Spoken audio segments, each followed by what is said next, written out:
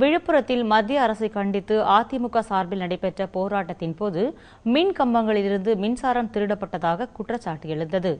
NLCயின் 5% பங்குகளை தனியாருக்கு விற்பனை செய்வதை கண்டித்து விழுப்புரம் மின்னணு தொலைபேசி அலுவலகம் முன்பு முன்னாள் அமைச்சர் கலைமணி தலைமையில் ஆர்ப்பாட்டம் நடைபெற்றது.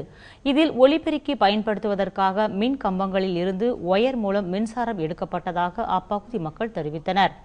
மின் தட்டுப்பாட்டு நிலவும் இவ்வேளையில் ஆளும் கட்சியை சேர்ந்தவர்களே இதுபோன்ற செயல்களில் ஈடுபடுவதை தடுக்க வேண்டும் என்று அப்பகுதி மக்கள் அரசிற்கு கோரிக்கை விடுத்துள்ளனர்.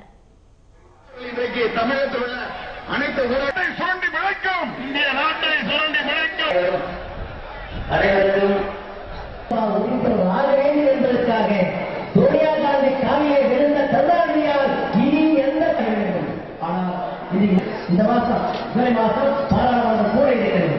அது எங்களுக்கு அம்மாவது கொடுத்த அறிவுரைகளையும் ஆணையம் கேட்டு அங்கே நாங்கள் போராட்டத்தை போர்க்குரலை இழுப்போம். இன்னைக்கு காங்கிரஸ்கார தத்தரித்துக் கொண்டிருக்கிறார்.